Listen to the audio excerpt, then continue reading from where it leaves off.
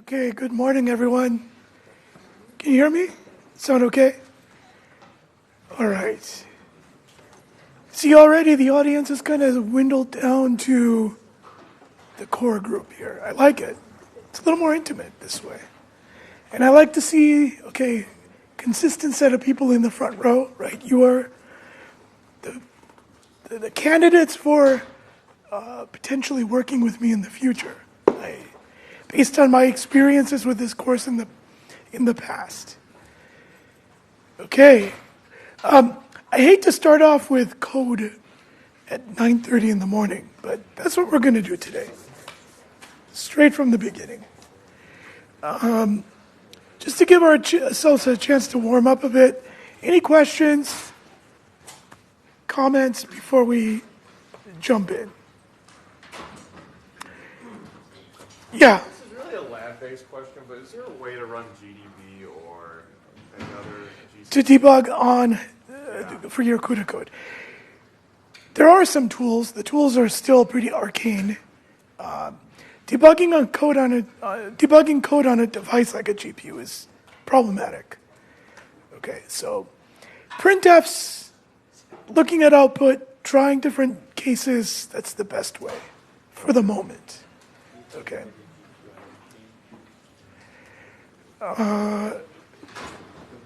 Unfortunately. Any other questions? So I'm seeing a lot of activity on CampusWire, which is good. If you have questions that need to get answered, the TAs, the instructors are monitoring all the time pretty much, so you should be able to get a response pretty quickly. Okay, any other questions? Otherwise, we're going to just jump into the code, as I said. Okay, good. Okay, so let's set the stage. Where were we last time? We had talked about doing matrix multiply again, except in the way we had redone the matrix multiply algorithm is we broke it up into partial dot products so that we can leverage the GPU shared memory. Okay, and by doing that, our hope is that we're reducing the pressure on the memory bandwidth, and that we can fully unlock the power of the parallelism of a GPU-style architecture. Okay, so to do that, we took our algorithm, which is still oriented with one thread calculating one output element. That's how we did the first version. Single thread calculates a single output element. Okay, so we're going to, in this tiled version, same thing. Single thread, single output element. So the single thread is still calculating the dot product of the row vector of m and the column vector of n. Except what we did in this tiled version is we broke that dot product into tiled partial dot products. And for each tile, we essentially loaded shared memory, worked from shared memory in calculating the partial dot product, and then next tile, and then next tile, until we're done. So the beginning part of the code looks the same as the simple matrix multiply, which you're doing for lab 2. It's really lines 8 through basically 15 that change in this code. By the way, this is incorrect. We're going to talk about why it's incorrect in a moment. Okay, and within the within what would have been the dot product loop, we introduced another loop where we're going through and handling each of those tiles. All the while, within the innermost part of the computation, still we have the dot product. We've just chunked it, okay, into these tiles. Now, here's the key part. Each thread comes in, loads one element of n and m. So one element of m, one element of n. You can see it right there. into shared memory. Right? We created this 2D array subtile M and this 2D array subtile N up at the top as shared, as allocated in the shared memory of the SM. Okay, so again, all the threads within the block benefit from having that same shared memory. And that's all we did. And then there's the dot product, or the partial dot product in this case. And then we loop, and we loop width divided by tile width times. Okay, so what in the beginning must have seemed like a complex thing to manage shared memory while doing the partial dot product. Actually, when we think about it systematically, it's a pretty simple piece of code. Okay, questions about this? Let's not worry about how it's incorrect yet, but conceptually, any questions? Yes? How does each thread know not to allocate a new subtitle? Okay, good. That's a very reasonable question. So his question is, okay, at the beginning in my code, this is one thread's worth of code, except I've got a bunch of threads. How does the thread not to know that it's got allocated shared memory? And then how does all that happen, right, if each thread is seeing that? Well, I mean, the allocation is done such that the block allocates the shared memory. Okay, so we need to have enough shared memory on the SM so that the block gets tile width squared floating point values plus tile width squared floating point values, right? There's two of them. So we got to make sure there's enough memory on that SM for this block. Question? On the range of the loop, is there a reason we didn't include the ceiling, or is that just for simplicity? Oh, good. So it's a very good question. So he's asking, well, aren't we assuming that width is evenly divisible by tile width here? Yes, we are. In fact, we're going to start to introduce generalities here in a moment. Yes, but right now we're assuming width is evenly divisible by tile width. Things break down once we remove that assumption. Okay, so why is this incorrect? I know that some of you know the answer. Let's bring everybody up to speed. So let's imagine we've got 256 threads, or some large number of threads within a block. Okay, more than 32 is really what I'm trying to say. Remember, threads execute in bundles, warps. So I've got this warp here, warp 0, threads 0 through 31 that are essentially executing in lockstep. Likewise, threads 32 through 63, lockstep. So I've got all these warps, but the warps themselves can execute in any order. And that's good because it lets the hardware make these decisions based on resources and delays and so on and so forth, right? We want that. So we've got lots of these warps, and they're all executing without any real notion of timing. We've got an issue, right? Because what we have is, we've got some threads that are loading shared memory here, and I'm counting on them to be done before I start the computation here. Okay, let's make it really simple. Let's not worry about warps for the moment. And let's say I've got a very fast thread and a very slow thread, because in the extreme, that's what can happen here. So if I've got a very fast thread within the same block and a very slow thread within the same block, the very slow thread might be stuck someplace up here. Maybe it's still trying to figure out what Q is. Whereas the very fast thread has zoomed through and is already starting to do the partial dot product. Right? So the very slow thread still hasn't loaded shared memory. And the very fast thread at this point is assuming shared memory has valid results. Clearly that's a problem. Right? Because that very fast thread is using data that's what? What is that data? It's not valid, but let's use a more precise term. What is, I mean, there's data there. What is that data? Belongs to another thread. Or Well, shared memory, but for another. For another what? For another what? Let's be very precise. Because by being precise, you're convincing yourself and you're convincing everyone else that you know exactly the phenomenon here. So, again, very slow thread, just kind of making its way through. Very fast thread, already starting to do the partial dot product. The very fast thread is indeed loading something. But what is it loading?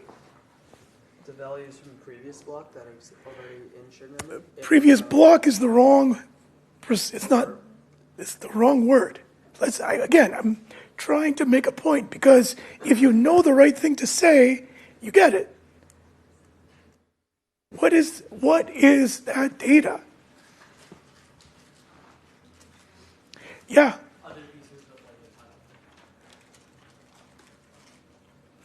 No, close. Again, I'm just trying to, if it's really kind of a litmus test for us. If we can say the right thing, then we get the phenomenon. Yeah. No. Yes. Yes, you. Uninitialized data? No. Well, for iteration 0, yes. But let's say it's iteration non-zero. Yeah. Previous value of what? Tile is the wrong word. No, sorry, tile is the right word. Yes, sorry. It's early, sorry about that. Previous tile, right? So we've got this thing that's going through and loading all these tiles. So the slow thread hasn't loaded its share of the data. The fast thread has assumed that data is there. It's assuming that data is there, and what it's getting is the old value from the previous tile. Right? That's exactly what we're looking for here. So, yeah, that thread's reading data, it looks right, but it's actually from the previous tile, because the slow thread hasn't loaded the data from the current tile. Okay, so hopefully that is clear to you. And if it's not, again, code is here. Spend some time trying to get there, because this is pretty important. How do we, question. I just have a general question. So these shared memory is shared across all threads, is that right? So All threads within the block. Within the block. Okay. Okay? So if we have 5 blocks, then there's 5 shared memory. There's 5 versions of subtile-M and subtile-N. Yes, 5 versions, right? And they're distinct. They're not in any way the same. Okay, another question here. Just in case your shared memory, so say for example you have the way you did your grid dimension ends up causing the total shared memory to only fit say you can only fit 1 block per SM.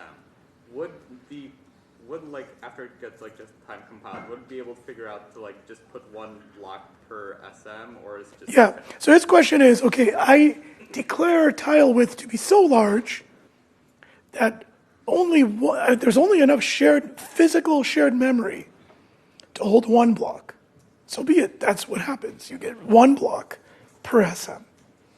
Now you could allocate tile width so that it doesn't fit on an SM, right? Because you physically don't have that much memory. You'll get an error. You won't be able to map a block onto any SM. Yes? So let's say that thing happens where you accidentally accidentally address the previous tile's memory, Yes. does this implementation guarantee that it'll only be, let's say you're on tile Q, then is it only Q minus 1 its stuff, or you can also have stuff before? Oh, yeah, right? Because you can imagine that if I have that very slow thread, that slow thread can be arbitrarily delayed, right? It could be on iteration. In fact, now you're proving my answer to be not precise. Okay, let me, okay, that's a good point. Okay, so let me clarify all this. So we could have the very slow thread on tile 0. The very fast thread has come through and done this, gone through, iterated, gone to the next tile, to the next tile, to the next tile. It could be arbitrarily in front of the slow thread. So it's not data from the previous tile, it's data from some previous tile, right? That's the more precise answer. Okay, how do we fix this? Now, the super clever amongst you are going to piece everything together, and you're going to say, well, you know, Professor Patel, you talked about this thing last lecture, and maybe we can use that thing and kind of tie everything together and create this thing that we can insert at line 11 to fix this issue. Okay. Now, if you can do that, great, because you'll have synthesized a bunch of stuff together to do that. But that's okay if you can't. So we're going to introduce a concept called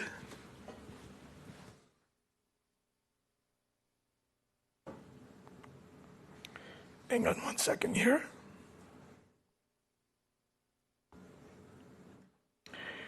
A barrier synchronization. Okay. Every parallel system out there, multi-core, many-core, million-core, you've got to have this, sync threads, okay, or barrier synchronization in general. The CUDA version is called sync threads. Okay, and what it does is when a thread hits the sync threads API call, it stops and waits and does nothing until all the threads in the block have reached that point. Okay? And then only once all threads have reached that block do we make forward progress. Very simple, right? Conceptually, okay, makes total sense. And if you kind of want to see it in the form of a diagram, it kind of looks like this. I've got a bunch of threads. They all start. Some of them are fast, some of them are slow. The fast ones finish early. The slow ones take their time. But at this barrier synchronization, the fast ones are forced to wait and do nothing until everybody gets there. Okay, very simple idea. Now, in the CUDA world, yeah, this doesn't look good. Okay, I'm not doing anything here. But what potentially happens on a GPU in this, what looks like nothing? Someone. Yeah. Another warp, another block, something else. Assuming we put more blocks and more warps on that SM. So that is why we want to load it up, right? Because, hey, I can't do anything with this thread. Let's find another thread or another warp. Okay, so there we go. Barrier synchronization, really simple concept. Okay, so clearly what we need is we need to go back to our code and put async threads right here. But our code's still broken. It helps. It fixes half the problem. Let's consider this. Slow thread is still up here. Fast thread finished this. Okay, it finished it. Yeah, clearly it wrote the wrong value here. So we stick a sync threads here. So now, fast thread waits. Slow thread catches up. They both proceed. Fast thread spins through this loop, calculates p-value, the partial, updates p-value, spins around, and updates shared memory. Slow thread still hasn't read shared memory yet. So the slow thread is now going to read data that the fast thread has updated. It's going to read data from the next tile as opposed to from the current tile. So how do we fix that? Yeah. Maybe we put a sync threads call after our for in k loop. There we go. Conveniently, an empty line, line 14. Sync threads. Question. We need to synchronize every time we use anything arithmetic within threads. So his question is, do we need to synchronize every time there is something arithmetic in the thread? We would hope not, right? Because then we're forcing everything to happen in lockstep. So we want to have as few sync threads as possible. We only want to insert them where they're absolutely necessary. Okay, question. Could we use some sort of like double buffering to get rid of one of these? Yes, let's worry about that like in 5 lectures, okay? Yes, okay, so 2 sync threads. Question. With the sync thread API, if we have 2 sync threads, I'm just thinking, does the program running know the difference? Does it know, okay, for one of them I'm stopped on this sync thread, the other one I'm stopped on this sync thread? No. Sync threads is super simple. But then can't we run into an issue where one of them is stopped on, essentially, if 2 things come to the same sync, to 2 different sync threads, then they will start even though they haven't actually hit the same point. No, the sync threads correspond to a single location in the code. Yeah. So the fact that, I mean, what you're contemplating can't happen in the first place unless I've got some strange control flow. But anyway, one sync threads, all threads must reach. Okay. One question before we move on. Yes?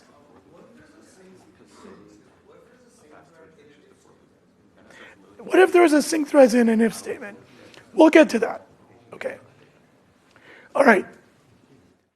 Question. Remember I said, well, if you're really clever, you can piece all of this together based on what I've already told you. How does a sync threads work? How do we implement a sync threads?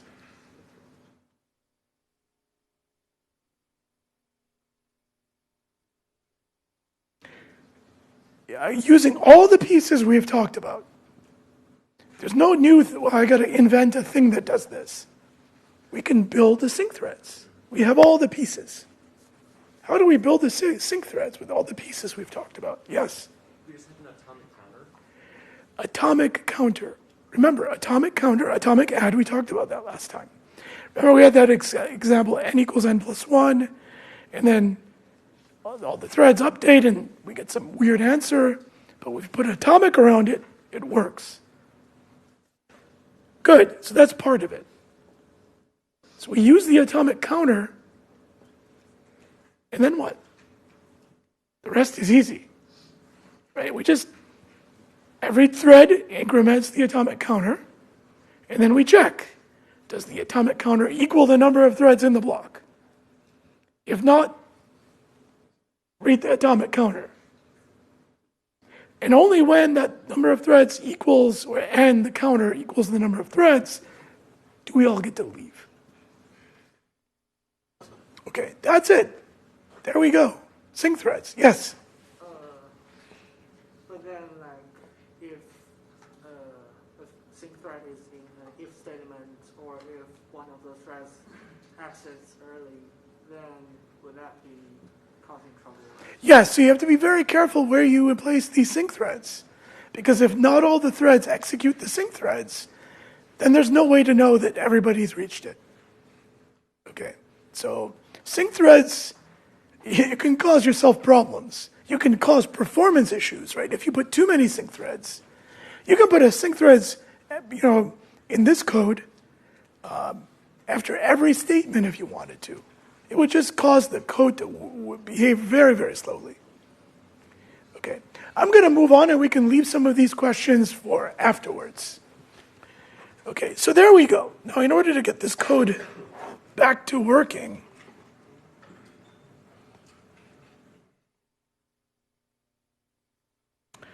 what we have to do is we have to insert those sync threads. They're in there, and we are good. Okay? Okay, good. So there we are. Now, let me get on with today's lecture. There's our code, and what we ended up doing was really modifying lines 8 through 15 here. The rest of the code is the simple, straightforward matrix multiply. Now, did we solve our bandwidth problem? Let's do a quick set of arithmetic here. Okay. Now, if we had a 16 by 16 tile, so it's 256 threads, what we're reducing is we're reusing. I bring a value from global memory, I put it in shared memory, I reuse it 16 times. Right? Because I load it in that outer loop, I use it 16 times in that inner loop, partial dot product, and then I get the next value. Okay, so I'm already getting an amplification of 16x by using shared memory this way. And if I increase my tile size to 32 by 32, well, I increase it by a factor of 32. Okay. Now, clearly, some of you are seeing a trade-off here, right? If I increase the tile width, I increase the arithmetic intensity, right? Relative to the number of loads from global memory. But if I increase the tile width, what's the downside? Yeah.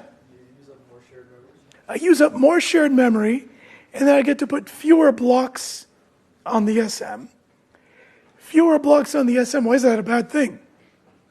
Well, remember all those delays we put in there because of the sync threads?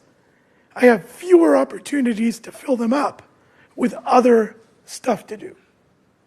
Right? So we've got to balance this thing out a bit. Right? And that's by and large what's going to happen when we do these implementations. So, just to make it more concrete, if we take a Maxwell SM, Maxwell is a particular architecture, CUDA architecture, and it's, I think, 3 generations old, 2 generations old, 3 generations old now. But it has an SM of 64 kilobytes, shared memory of 64 kilobytes in the SM. So if I pick a tile width of 16, then I get to put, well, that's 2 kilobytes of shared memory. Then I can put potentially 32 active blocks on that SM from a shared memory perspective. But the number of threads per SM, I can only do 2048. So the number of blocks I can actually put on there is going to be limited by the number of threads to 8. For a tile width of 32, I do all the arithmetic, and I can only put 2 blocks. And I'm thread limited still. No, thread limited still. So you get the point here. And by the way, I think I might have mentioned this in the past, but what we can do in our code, and if you're writing production CUDA code, like for a company, you can query the device and get properties CUDA get device properties that returns a structure, CUDA device properties structure, that lets us query how many threads per block, how much shared memory per block, ... It's a massive structure of various device capabilities that we can test and then design the algorithm around it. Okay, good. We're going to put actually we're not putting the matrix multiply aside just yet. What we need to do is we need to consider some generalization. So let's talk about the generalization, then we'll put it aside. So somebody asked the question, what about the situation where block width, no, I'm sorry, the matrix width, remember it's a square matrix, is not evenly divisible by tile width. So let's talk about that situation. So really, handling square matrices of arbitrary size. We're still talking about squared matrices for the moment. Okay, so what happens? So let's take a look at a very simple example here. So let's say we had a 3 by 3 square matrix. So P, the result, here P, okay, that's what we're trying to calculate, is 3 by 3. So which means I've got M, which is 3 by 3, and N, which is 3 by 3. So we've got those 3 by 3 systems, and we're trying to multiply them together. But in CUDA, we need to put a block on top of it, right? We got to put a block structure. So what we decide to do here is we decide that, okay, we're going to do a 2 by 2 block on this 3 by 3 matrix. So really, I've got 4 blocks. One of those blocks looks good, right? I'll point here. One of those blocks looks good. I've got actually 4 threads in that block, and all 4 threads are calculating valid outputs. P00, P01, P10, P11. I've got another block that's calculating 2 good outputs, and then, well, we need to figure out what it's going to do here. Likewise. And then one block here that's just calculating 1 valid output, because there's no valid outputs on the corner of that block. Okay, so got to handle that. So let's take a look at this particular example. Okay, here what we're doing is we've got the 2 by 2 tile on a 3 by 3 multiply. So tile width is 2, width underscore, or the width of the problem is 3. And in this particular case, what we're looking at, like I've kind of zeroed in on a particular part of the computation. We're loading the second tile of block 0, 0. So here's block 0, 0. So we're calculating this block. And we're looking at tile 2 of this block, meaning we've already gotten, so, okay, what are we trying to do for this block over here? We have to load all this data, right? These row vectors of M, and we need to load those column vectors of N, kind of that slice of N, and we're going to do the dot products in order to calculate this, but in the process, we're going to use shared memory. Okay, so here we are. What we're trying to do now is work on the second tile of this block. So we've already processed this tile. We've already processed N0, N00, N01, and 10, and 11. And we're now working on the second tile of this block. Okay, so what happens is the threads load into shared memory. Now let's take a look at this and understand what we're trying to do. We're trying to load M02, M12, and this thing here that doesn't exist, and that thing here that doesn't exist. Likewise, N20, N21, and the two things that don't exist on N, and put them into shared memory. Right? That's the boundary condition that we got to deal with. It's on the loading side. Okay. And once we have those, we can do the partial dot product. That's one boundary condition we have to worry about. Okay. Now, I'm going to zoom through this a bit because it gets a little redundant. And I'm going to come to this. So now, let's take a look at another situation. This situation is we're looking at the first tile of block 1-1. This here is block 1-1. Okay, for block 1-1, we only have one valid output. And in order to calculate block 1-1, I have to load all this stuff here and load all these elements there, right, as I process the tiles. But when we're looking at the first tile, I'm loading this, and I'm loading that up there, right? Those are loading into shared memory, and I've still got this issue where I'm loading stuff that's off the end of the array. Off the end of the array. The thing that's different about this is that here I've got a bunch of threads. I've got 4 threads, but only one thread is calculating anything valid. So 2 separate conditions. One, where I'm loading data that's potentially not valid.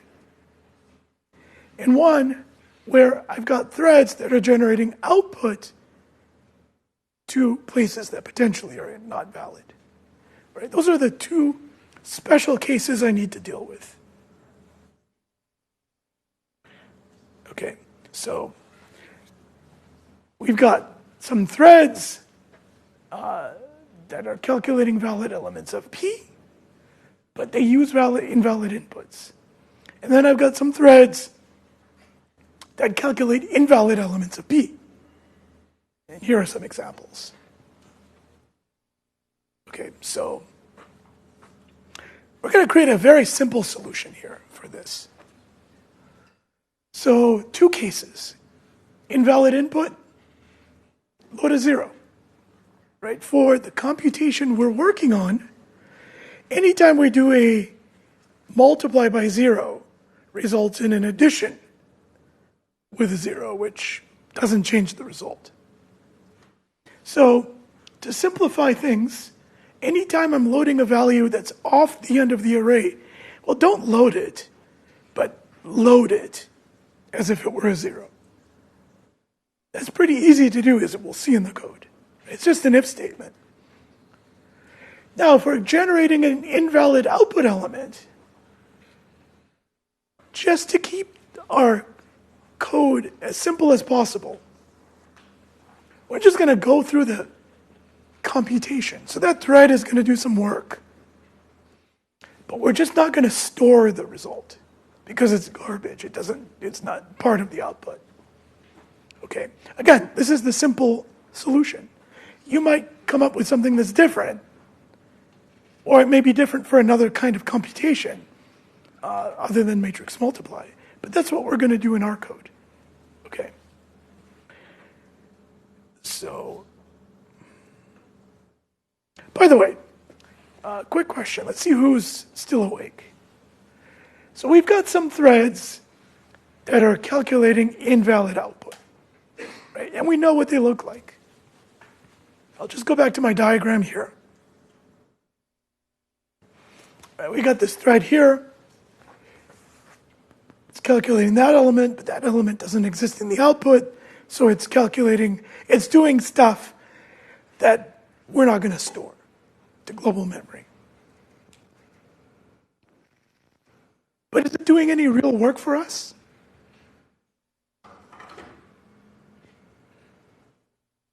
Do we still want it to?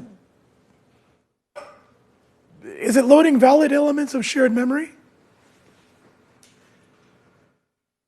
The answer is yes. Okay. So that thread is still participating in the loading of shared memory because it's going to load elements that potentially help the other threads do what they need.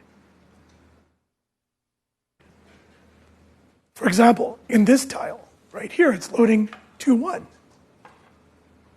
So of course, yeah, we want it to do some work for us, but we just don't want it to store any results.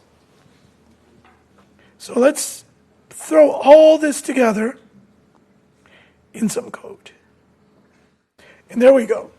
So to handle the situation of a arbitrary width, but again, keeping it a square matrix, we've got to add all the green code.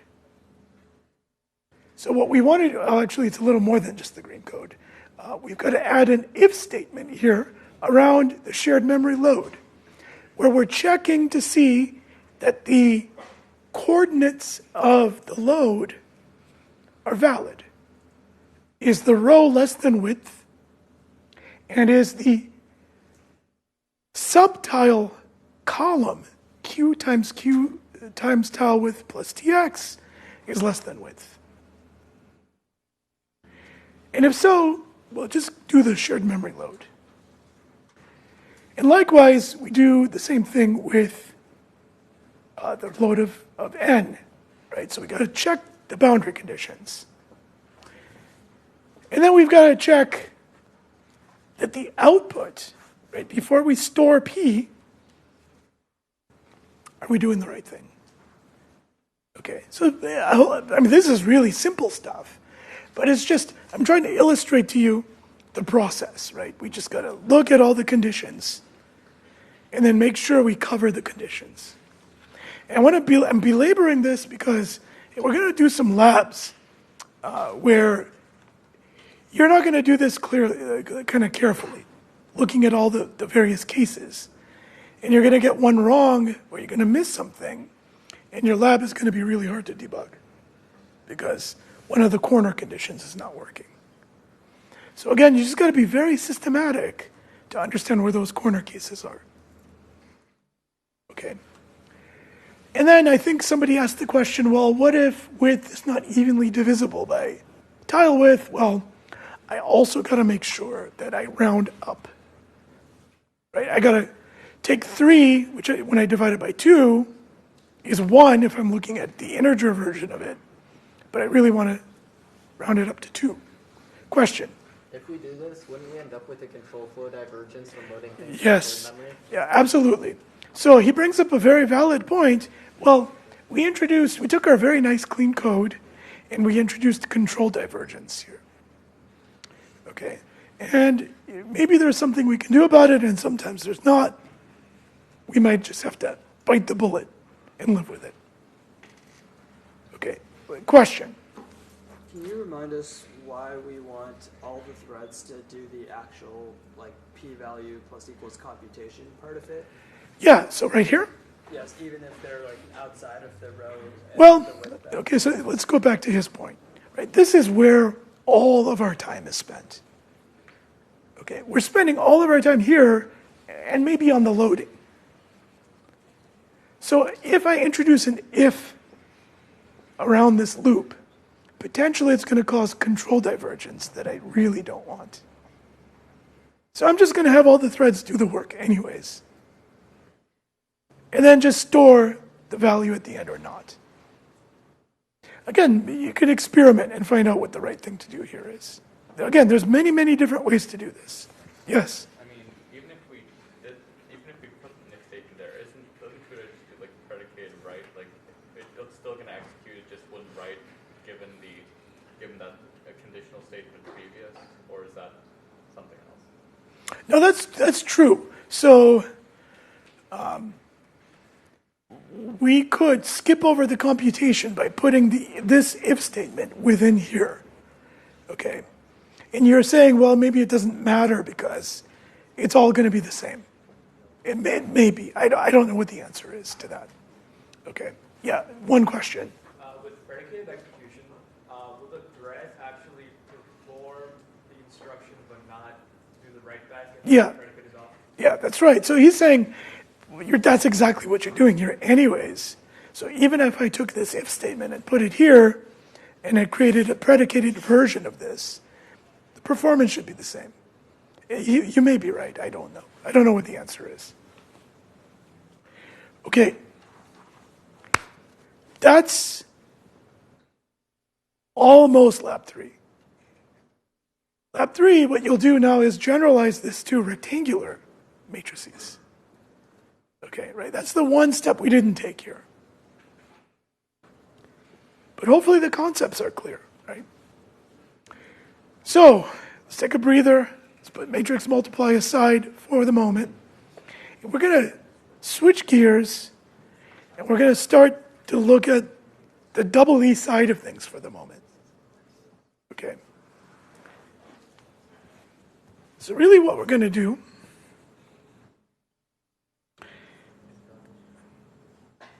is talk about memory bandwidth. Okay. And again, this is really the reality of it, right? We want it to be like that, but it turns out to be more like this in terms of the computation relative to the computation bandwidth. So we're always struggling with memory bandwidth. I think it's always been the case, and it always will be the case. And you might ask yourself, why? Where does it have to be? It's that way for no good reason except for economics. It's an economic reason, it turns out. So why?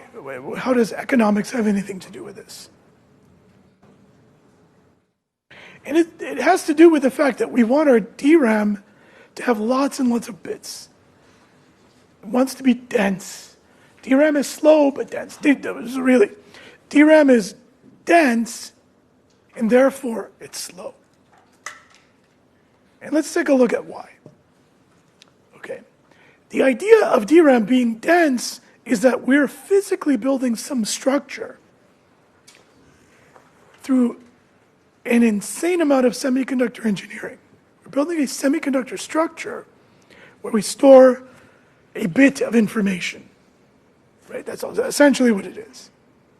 And that semiconductor structure is very tiny. It has to be very tiny. Because we want lots of them. We want gigabits per DRAM chip. Okay?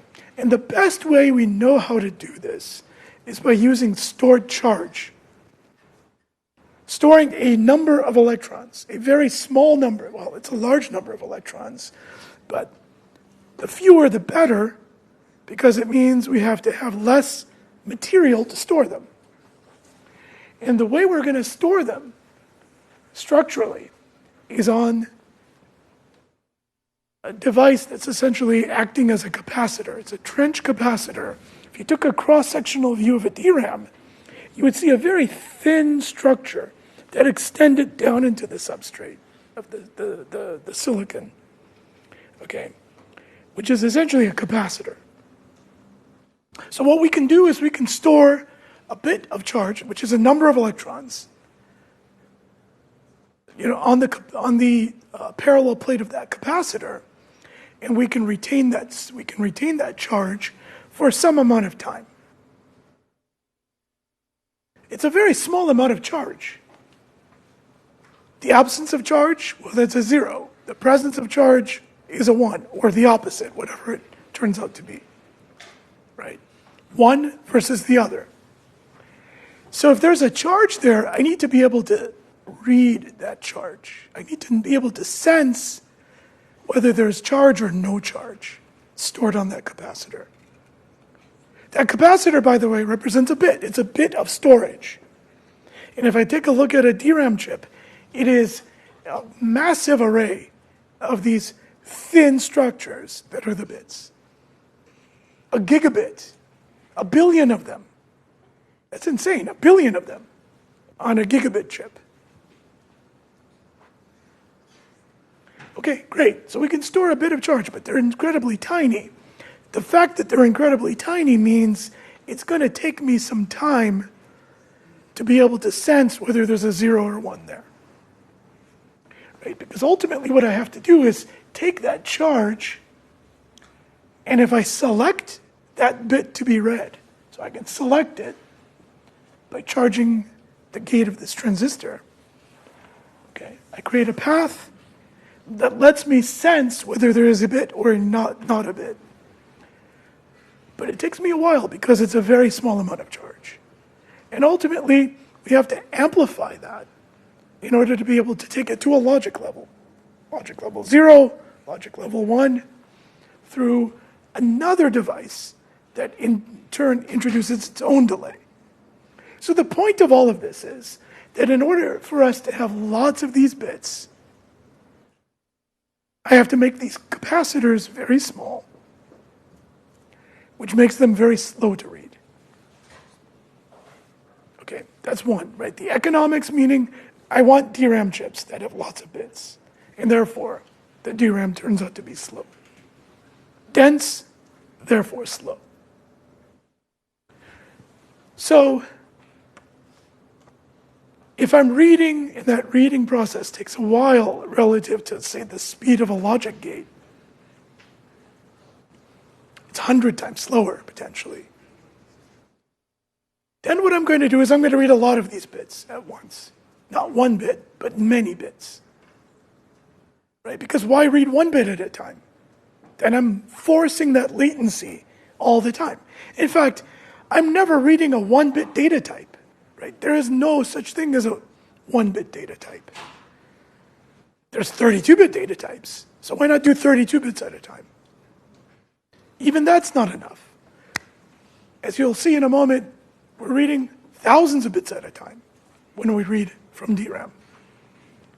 Okay, so the organization of DRAM, if I take a kind of pop up a level, right, within the core array, I have a massive array. These are the gigabits. So I need to pick which bit I want to read, and then only then can I read out that data, right? So I've got to access the core array, figure out which bit I want, and I said it's not just 1 bit, but it's going to be a grouping of bits. And then ultimately, I pick the data that I want out of all of this. Now, that core array is actually going to be designed physically, right? There is a physical array of these very thin, narrow, deep trench capacitors. And that core array, we are essentially running a minimization function on it to minimize x plus y, the dimensions, while keeping the area constant. So if we run that minimization process, that core array wants to be square. So we have the same number of bits this way as we have this way. That's just trying to minimize the physical distance. So when I read something from the core array, what I'm getting is a lot of bits. And those bits have contiguous addresses. So, address 0, address 1, address 2, right? Linear addresses. By the way, that big thing that I just read, that row of bits from the core array, is something we call a page. So I've read a page of bits. By the way, the word page gets used a lot. It just means lots of bits. I mean, I think that's the generic definition. But specifically, you can have a virtual memory page. Anyway, so I've got a page of bits. And those page of bits are going to get stored here. And what I get to do is pick and choose which of those bits from that page I want. And if all the bits I ever want are off that page, hey, guess what? That's great, because I never have to read the core array again. So as long as I'm hitting on that page, great. That very long, slow process of reading those tiny capacitors, I don't have to worry about because this is much, much faster, and I get to benefit from just reading from that. Of course, in reality, it's not going to happen all the time. I'm going to have to miss the page, and then I'll have to go back and read the core array, which takes a very long time. Okay, questions, right? That's the basic concept I want to plant in your mind, because it's going to affect the way we write our CUDA code. Question? Storing in the column latch is the same way as storing. No, in fact, that's a very good question. So his question is, well, are these column latches just like the core array? And the answer is no. This is stored as much faster logic. Okay, but it's a far, far, far, far fewer bits than in the core array, and it's much, much faster because they're stored as digital logic, dynamic logic, as opposed to trench capacitors. Yes. When we read from core array, do we then have to rewrite to the core array, or do we risk that? Let's not worry about that, but yes, we have to rewrite it because reads are destructive when we use DRAM. In fact, not only are reads destructive, but time is destructive. Why is time destructive? Yeah. Because of leakage, right?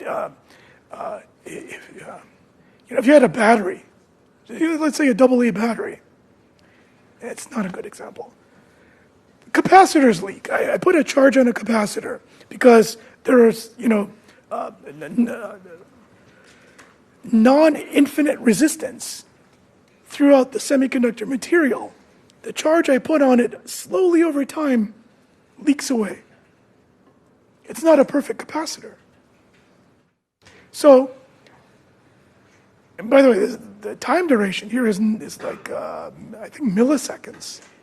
So every millisecond, I put a bit, a millisecond later it's gone. Right? How crazy is that? We still make these things work. So what we do is, every so often we have to come back and write that value back. Okay. Hopefully before the millisecond expires, otherwise that data is gone forever. Yes? What's that big O thing over there?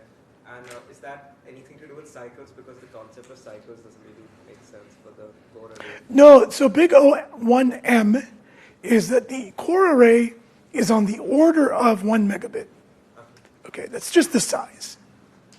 Question? Is this just trying to read, theoretically, if you, in that page, the only time you go to the next page is if the row address or the data that you're trying to read is longer than the width of the core array, right? Or, so does that mean we're only trying to find one, memory at a time? Because this is only a singular value, right? Row address. Are we trying to do it one at a time, or are there going to be multiple addresses being pushed in? okay, lots of good questions here. So let's make it very simple to begin with. Let's say it's one address appears, and then subsequently another address appears. Okay, so if one address appears, we take that address. Let's say it's a 32-bit address. We look at the row address of that, and the row address is going to be the most significant part of the address. Okay, and that puts us into a row in the core array. A page. Yeah, it puts us into a page. So we take that row out, and we amplify it and put it in these latches. So we've got, let's say, 1 kilobit, just to make the example concrete. Let's say it's a 1 kilobit by 1 kilobit array, a 1 megabit array. So I've taken 1 kilobit, and I've put it here. So if my next address happens to be on the same row, well, I'm in luck. I can just read it from here. I don't have to read the core array. Okay, so now her question is, okay, if I have an address, well, that address is reading some number of bits. Let's say it's reading 32 bits, or 100, let's make it 128 bits. Okay, so what happens is now the rest of the bits specify which 128 bits out of this page I'm actually trying to read. So that's the column address part of the full 32 bits. It's the least significant part of that address. It comes in, and then the 128 bits are read out, and then they go off back to the GPU or the CPU or whatever device. Next address comes along. If it happens to be the same row address, but different column, well, then I read the other, and then so on and so forth. Okay. Memories have gone through so many optimizations. Like, okay, maybe we could put multiple pages here. And there's more I'll tell you about in a second, but that's the basic idea. And this has been the basic idea for 40 years. In fact, Intel, the company Intel, started off as a DRAM company. And that's what they made, and that's how they started their claim to fame. And pretty much since then, things have not significantly changed in terms of DRAM. In terms of DRAM architecture. Any questions on this? Okay, I am going to skip over the little toy example I have here because I think you can refer to it if you want to see a concrete example. But I'm going to take us here. Okay, so what we know is, by the way, let me pop up a level. Right? There's two principles by which computer systems are designed today, to memory systems. They're both locality principles. The first is temporal locality, which means that if I access address location X at this point in time, it's very likely that I'm going to access memory location X in the near future, just by the way we write our code. In fact, we took advantage of that for the tiled version of matrix multiply. Right? We put the thing in shared memory because we thought, well, some thread is going to use that data again. And indeed, we were right. So that's the first principle. What's the second one? By the way, that's called temporal locality. What's the other one? You might know it if you've ever taken a computer architecture course. Spatial locality. And what does that mean? What does that mean? Yeah? That if you're referencing X, then it's very likely you're going to reference X plus 1. Or Good. Just as with temporal locality, accessing X means I'll access X again in the near future. Spatial locality means if I access X, then probably I'm going to access X plus 1, and maybe X plus 2, and maybe X plus 3, and dot, dot, dot. Right? So I access locations that are nearby in space. Why spatial locality?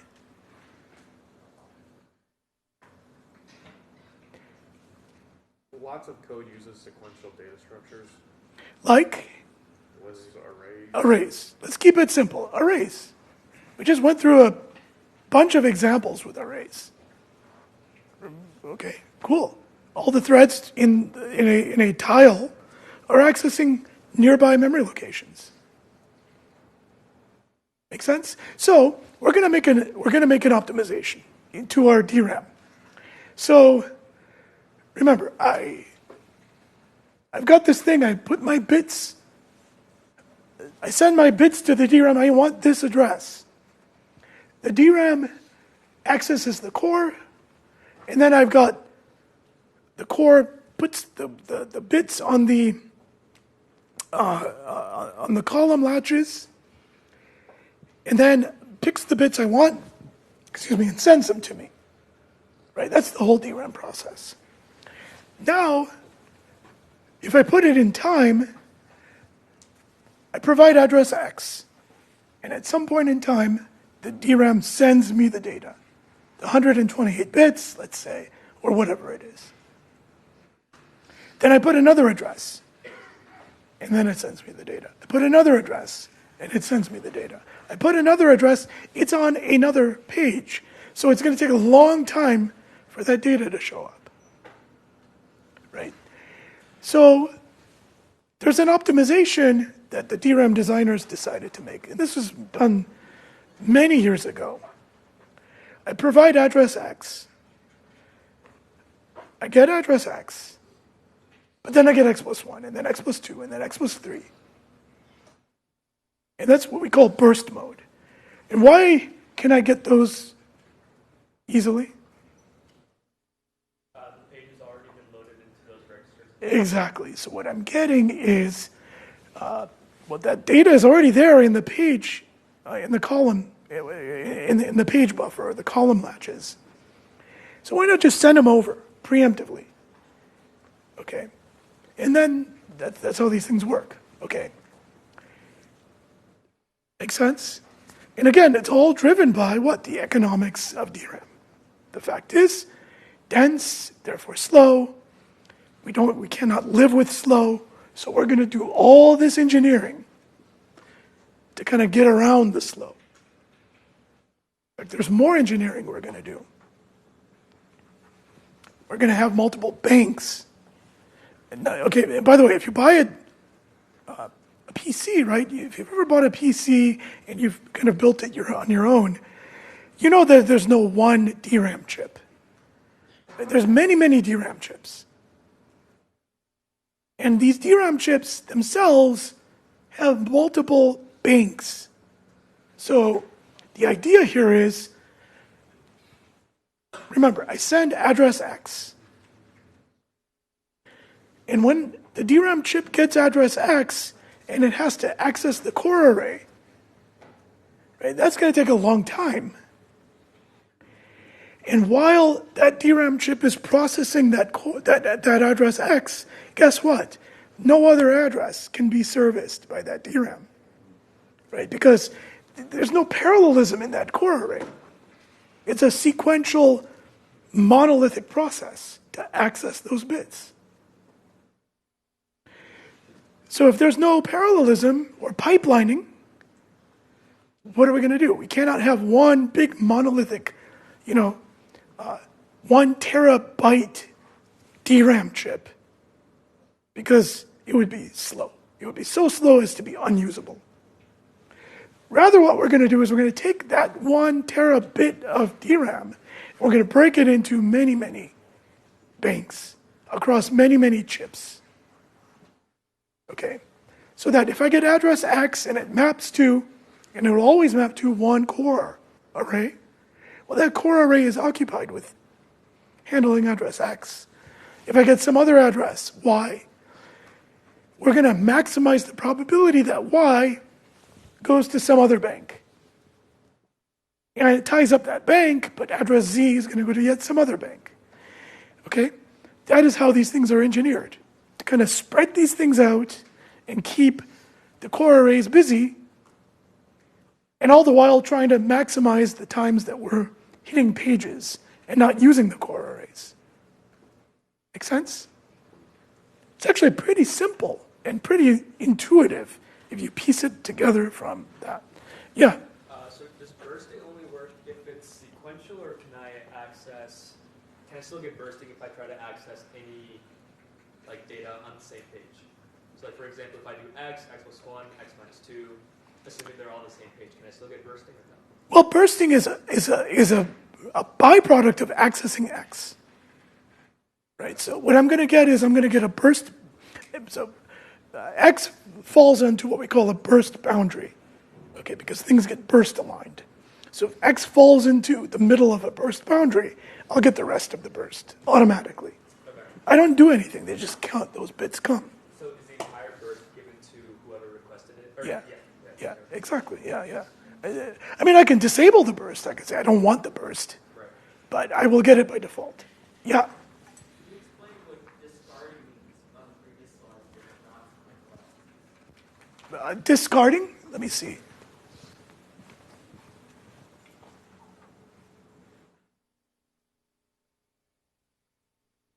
Yeah, okay, that's a good question. In fact, I think it goes back to his.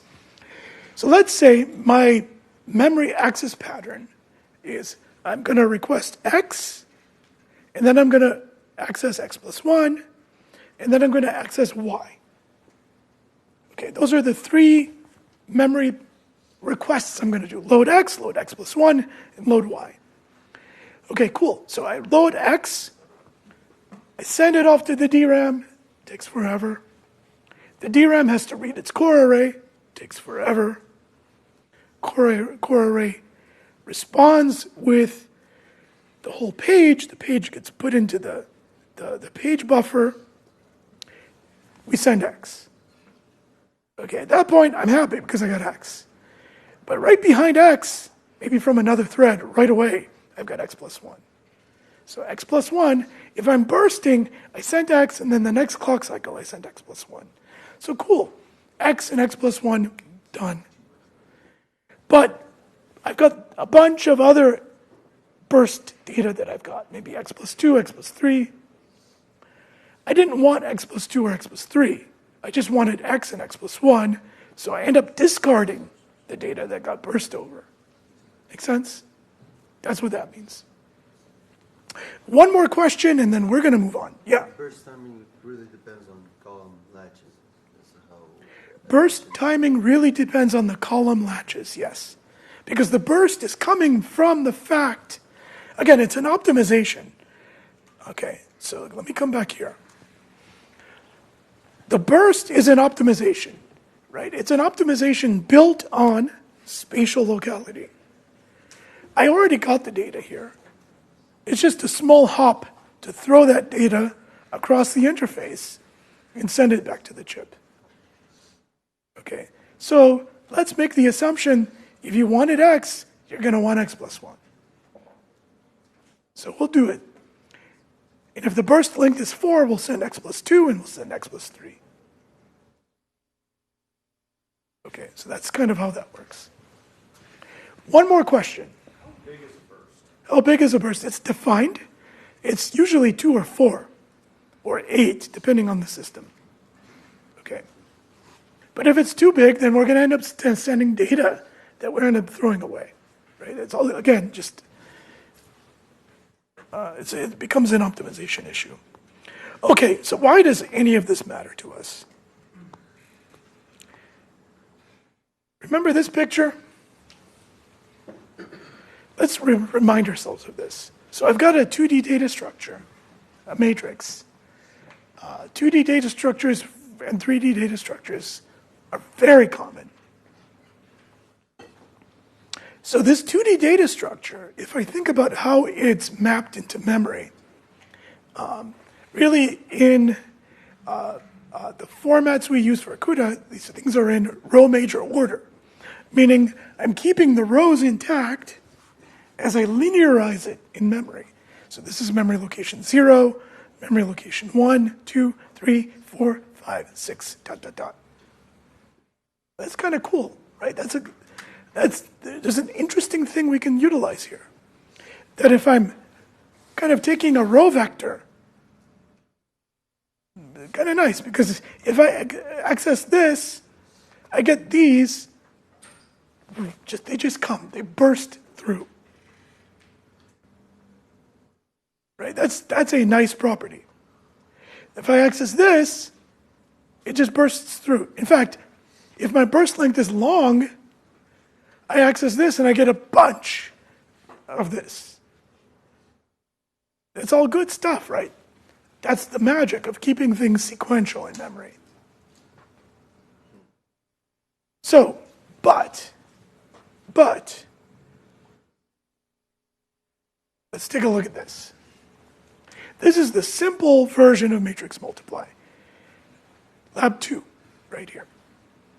Okay, so hopefully at this point you're all very familiar with it. No shared memory here. The inner loop is loading M, is loading N. Where are M and N? Global memory. Global memory, everything we just talked about for the past 15, 20 minutes applies. Okay, so let's pick apart in time what these things look like. One of these is burst friendly and the other one is not. Question? We're accessing the columns of that instead of the rows, so it's not going to be sequential. See, you kind of fell into the trap. So, yes, but you're wrong. So he makes a very good point that one of these is going to fall into the row. Actually, you weren't specific. Did you say M and N?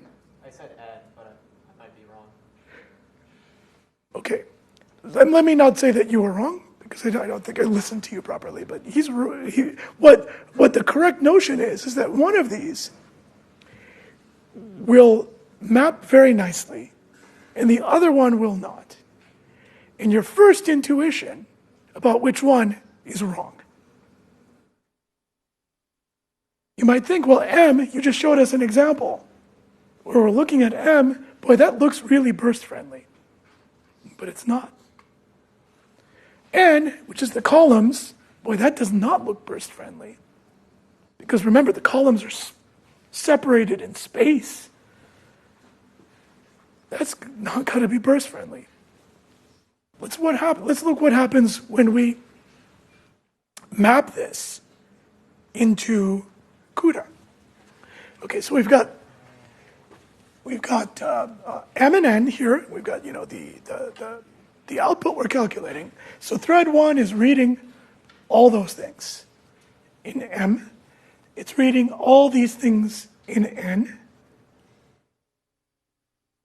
Thread 2 is doing that. Let's say. Okay. So,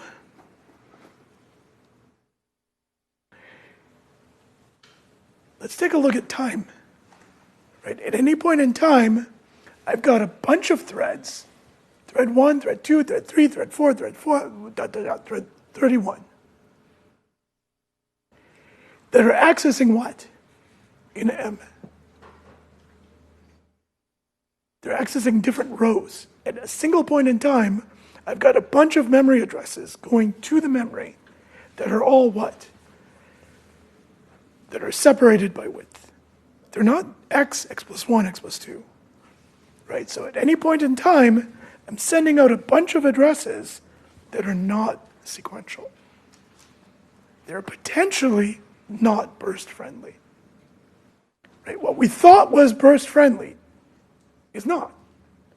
Because the threads create a different mapping.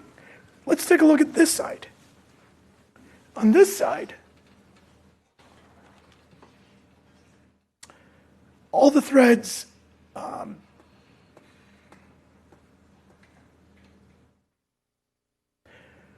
are going to be accessing different elements of N. Right? Those elements of N are going to be in the same row. So therefore, they're going to be burst friendly. So what we thought was unfriendly is actually going to be friendly, but not the other way. Yeah, question? Well, doesn't that lean on the assumption that all of our threads are in sync enough that, that this space... Remember, 32 thread warps, right? So the 32 thread warps, they are in sync. So let me move on here before we run out of time. So what we say is the accesses of N are coalesced. They are made burst friendly, just by the nature of the order in which these threads operate. Okay. And the accesses of M are not coalesced, and they're accessing different bursts. They're not linear. They're not sequential, which makes them problematic. So what we will often do, okay, is we will often do a transposition to convert those things that are problematic into things that are better. I'm just going to put the generic notion in your mind, and we'll talk about specifically how to do this later. Okay, so as part of our optimization process, what we have to do is coalesce the memory accesses. Let's take one question before we stop. Anyone? Yes? So just to clarify with the burst, almost like two clarifications. One is if we have one thread that tries to access a memory location and gets a burst, that the other threads can also access that same data? Yeah, once the burst is started, any thread can take that data. Okay, and then Yes. the second thing is in terms of the time period in which that burst data is retained, it isn't really retained? Yeah, very good question. So his question is, what is the window to capture the burst? And it's not very long. The burst data is stored in a buffer on the chip, on the GPU itself. Okay, and eventually we have to throw that data out. So it's not clear as to how long that burst buffer is. What is a buffer? So it's not long enough to make M untransposed. No, usually not. Yeah. Okay, we'll see you next week. Thank you.